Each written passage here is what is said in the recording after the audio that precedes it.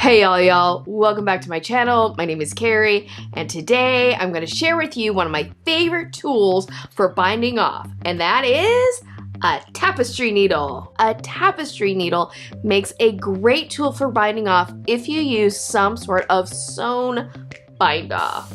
I just heard that. I heard the screams in horror at the word sewn. I know for many knitters, the idea of sewing isn't necessarily your favorite thing, but sewn bind-offs are a great way to finish off your knitting and be able to really control your tension. Today I'm going to be demonstrating a specific type of bind-off called the stem bind-off. Sometimes it's called the half-hitch bind-off, but this bind-off is a perfect match for the long-tail cast-on. It's beautiful. It's so beautiful. It's so beautiful I can't even begin to tell you. So hit subscribe, hit the notification bell, give this video a thumbs up, and let's bind off.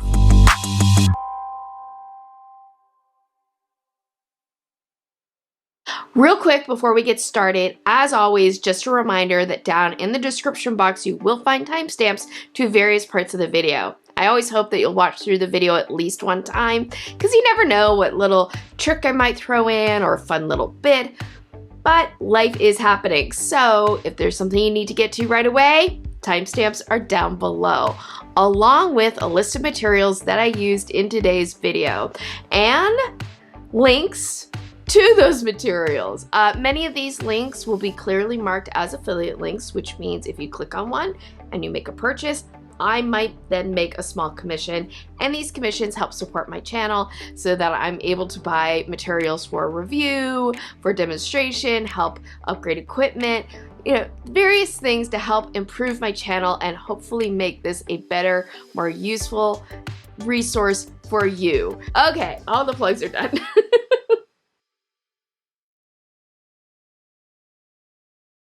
So here I have a very tiny little swatch, but I can tell you right now that this here is the cast on edge and this here is the bind off edge. And I know this because the long tail cast on has this distinct edge where you have these slants that go off to the right, and if I turn this around, there are no slants, and instead I have purl bumps along the cast on edge, and this is part of the nature of the long tail cast on. But the standard bind off that most of us learn, which is a chain bind off, well, it's called a chain bind off because you get a series of chains, and you can clearly see, oh, this is a chained edge here, and these are just slants down here. So long story short, a long tail cast on edge and a chain bind off edge don't perfectly mirror one another. Now, a lot of times this doesn't matter. Like, let's say you're doing a seamed sweater project, you're going to be seaming your shoulder edges anyway. You're not going to see what might be a bind off edge or a cast on edge. You're only going to see one edge of the work. But there are many types of projects where both the bind off edge and the cast on edge are exposed. For example, shawls, depending on the shape of a shawl, but shawls, scarves, cowls, anything like that where both edges are exposed, it is a nice finishing touch to have them mirror each other. For example, I have this project here. This is a cowl that I designed quite a while ago. This is mosaic knitting, and it features a Latvian braid here at the bottom and here at the top. And frankly, because of the nature of mosaic knitting and that it has this symmetry to it, I honestly can't tell you now very easily which is the cast on and the bind off edge. If I look, and this is a dark yarn, so I'm not sure how well you're gonna be able to tell this, but if I look closely at the edge here, right, I just see slants because I did use a long tail cast on for this. And if I look up here on this edge, I still see the same slants. I can't tell. And so what's nice about this is this cowl really has beautiful symmetry, in my opinion. I mean, it's my work, I'm a little biased, but it has beautiful symmetry between the top and the bottom of the piece. And the way I achieved that was I used a long tail cast on the edge when I cast it on, and I used the stem bind off here at the top. So this was the type of project where being able to perfectly mirror my long tail cast on was a huge advantage. So to do this, I'm going to need a tail, and because this is sewing, for each pass of this bind off, the entire length of the tail is going to pass through the stitches. So I need a long enough tail so that I can bind off all my stitches. Well, the rule of thumb is that you want a tail that's about 4 times as long as the width of your piece. So I'm just going to take my working yarn here, and I'm going to just bring it across the top of the edge thusly.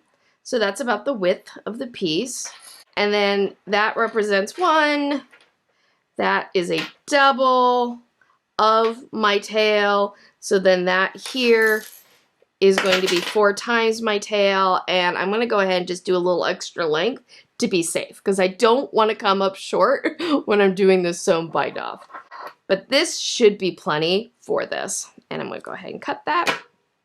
And thank you, Working Yarn, for your services today. For this type of bind off, I like to have a blunter tip tapestry needle because I don't want to split my plies as I'm doing this. And we are going to go ahead and thread the tapestry needle. So now I'm all set up to start my sewn bind off.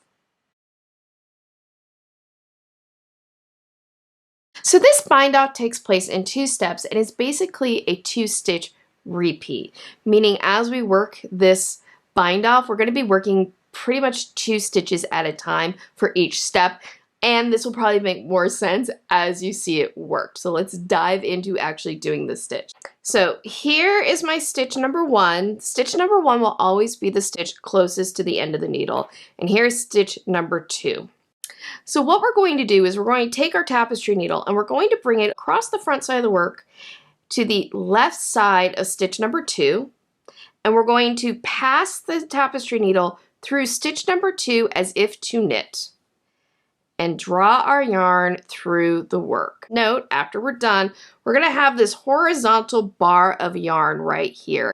And this horizontal bar is very important to this stitch because this horizontal bar is basically the equivalent of the little slants that are down here on your cast on edge. So now my yarn is coming out from the back of the work. So what I'm going to do is I'm going to take my tapestry needle and I'm going to bring it to the right side of stitch number 1, and I'm going to bring my tapestry into stitch number 1 as if to purl, and I'm going to make sure it goes over the top of that horizontal bar like that. Okay, and then just drop stitch number 1 off the needle. And that's it. That's the stem bind off. It's super easy to do, but let's take a look at it one more time. All right, so again, here's stitch number 1. Here's stitch number 2. I'm going to take my yarn across the front to the left side of stitch number 2, enter as if to knit, pull my yarn through. Here's my horizontal bar of yarn going across the front. Bring my tapestry needle to the right side of stitch number 1 and bring it through as if to purl and come over the top of that horizontal bar. And then drop stitch number 1 off the needle. So after you finish passing through stitch number 2, then stitch number 1 comes off the needle. So last through is first off. I have now 3 of my stitches are bound off, and you can already see how I'm getting these right leaning slants on my work, and I got my right leaning slants down here on my cast on edge. And here is a side-by-side comparison so you can really see that. So I'm going to go ahead and I'm going to keep binding off my stitches, and then when I'm done, we'll take a look at what this looks like.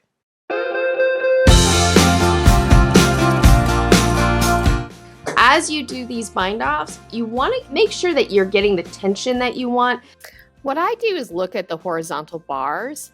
If one horizontal bar looks a little too tight, then I just go ahead and loosen that up. And if the horizontal bar is looking too loose, then I tighten it up by pulling the tail. And that way I'm matching the size of the horizontal bars on my bind off to the horizontal bars on my cast on edge.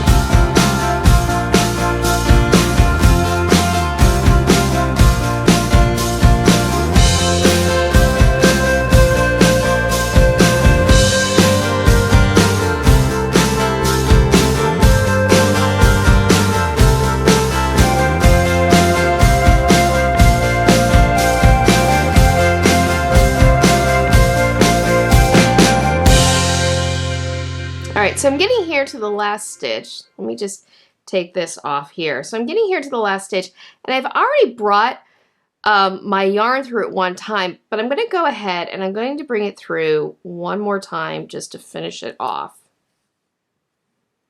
Like that. And there we go.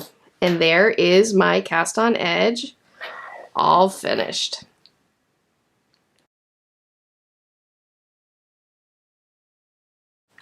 Now, I finished my cast on edge, and I kind of looked at it though, and there's areas where it's a little loose. I feel like not quite tight enough, so I'm going to show you really quickly how you can kind of tidy things up if things are looking a little loose, and it's very simple.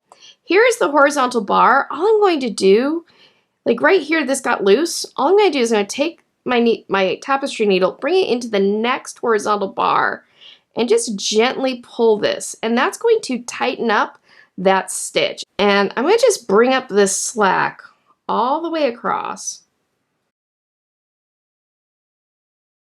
If you're going to err with the stem bind off on being too tight or too loose, it's much easier to like tidy things up if it's a little loose. So because all you have to do is pull on the slant, and that'll pull up slack, and you can just keep doing that until you get to your tail, and then pull it up tighter. And there we go. That looks much better now. All right, so I finished my stem bind off, and let's take a look at the finished results. So here I have my cast on edge, and here is my bind off edge, and I think I got really nice tension here. And notice something, here's the cast on edge, it has a nice bit of elasticity there, and here's my bind off edge, and look, it has the same kind of elasticity to it. I'll bring this little sample back. Notice the difference of elasticity between the cast on edge and the bind off edge. So here's my cast on edge. It has a nice little bit of elasticity as you would expect with a long tail cast on, but here's my bind off edge. Doesn't have nearly as much elasticity, and that's because the chain bind off has less elasticity to it than a long tail cast on, simply because of the structure of this bind off versus the cast on. And you're always going to run into that. This is another reason why it can be nice to have a matching cast on edge and bind off when you're doing work with two exposed edges, is so that you can get matching elasticity between both ends of the work. Anyway, I digress, as per usual. But yeah, it's beautiful edge here, and they match really nicely because I have my slants leaning to the right here on the long tail cast on. My slants also lean to the right here on my bind off, and it's rolling forward a little bit, but through blocking, that would work itself out very nicely. But let's look at the other side of the work, because with the chain bind off, you do get that right leaning slant, but the real difference is on the other edge where you have a clear chain at the top, but you don't have that chain here on the cast on edge. Well, I don't have a chain of stitches. I have just these purl bumps. So you can see that this cast on and bind off really do match each other very well. And it's a super easy bind off. It's a super easy bind off. The trickiest thing about this cast on, again, the trickiest thing about this bind off is really making sure that you get an even tension between your cast on and your bind off. That's really the trick of this. Because this bind off involves sewing, you have to pass the entire length of your working tail through each stitch as it's being bound off. There's no way around that. And that's fine if you're working on a small piece, like a little swatch like this, or let's say a dishcloth, or a scarf, or something of that nature. But if you start working a project that has just hundreds and hundreds of stitches, or over 100 stitches, you need quite a long tail to do this cast off, and it can be quite tricky managing the length of that tail. And I'm gonna go back to this project here to talk about this, because I did use the stem bind off on this project, and this project is around 100 stitches, and I can say that as I was doing it, especially at the start when my tail was at its longest, it was quite a bit to manage. And frankly, if I were to do this project again, I would probably utilize a cast on edge that creates a chain similar to the chain bind off, just because it would be much easier on the bind off not have to deal with such a long tail. That being said, I still love the stem bind off, and there are all sorts of projects where this is a great technique to look at when you're trying to decide what cast on and bind off to use.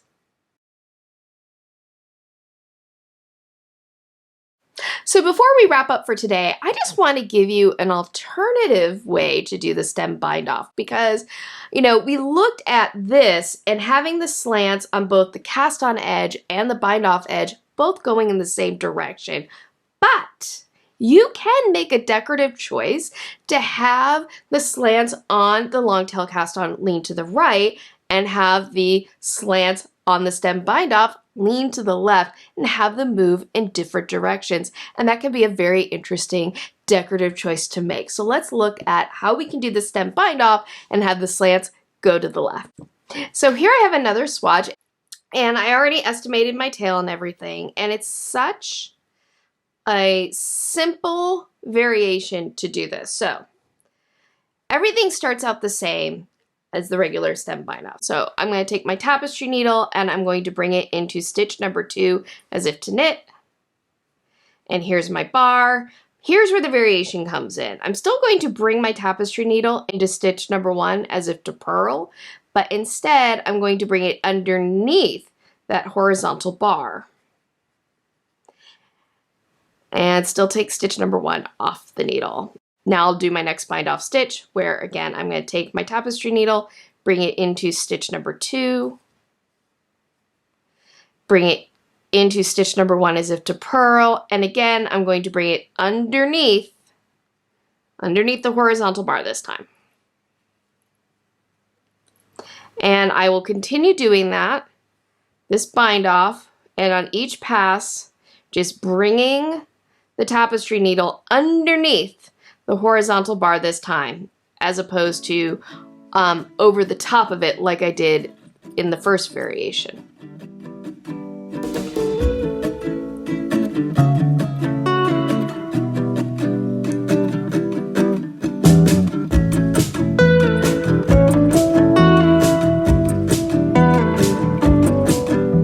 Alright, so here is my finished edge doing that variation, and you can see here these slants lean to the left and these slants move to the right, and it can be like a very subtle but pretty difference between the two. That is the stem bind off, and I really do enjoy this bind off. Nothing is perfect. It does have its drawbacks, namely I think it's limited on how useful it is if you have a larger number of stitches. But when it's for the right project, it is a beautiful way to get a matching cast on and bind off edge. If you have any questions about what I showed today, please let me know down in the comments below. I'd be happy to try to answer them. Or I'd also just love to know, is this a bind off that you've tried? Is this a bind off you want to try? Or what are some of your favorite bind off techniques? It's always great to share information with one another because we can all then learn and grow in our skills together. I hope that you enjoyed today's video. If so, please make sure to give it a thumbs up and share it with your other knitting friends. Liking videos, sharing videos, commenting on videos helps YouTube know that this is a space worth checking out, and then it shares me with other knitters and crafters out there, and we can all grow this community together. So thank you so much for all of your support, and of course the best way to support the channel is to subscribe and hit the notification bell. Hitting the notification bell will let you know whenever I upload a new video or start a live stream. You can also keep up with me and my life and my thoughts and what's going on in the crafting world of my life by following me on my social media. All of that is down in the description box. Thank you again so much for joining me. I hope that you have a wonderful day, evening, weekend, weeknight, whenever you may be watching this. And as always, happy health and happy crafting. Bye!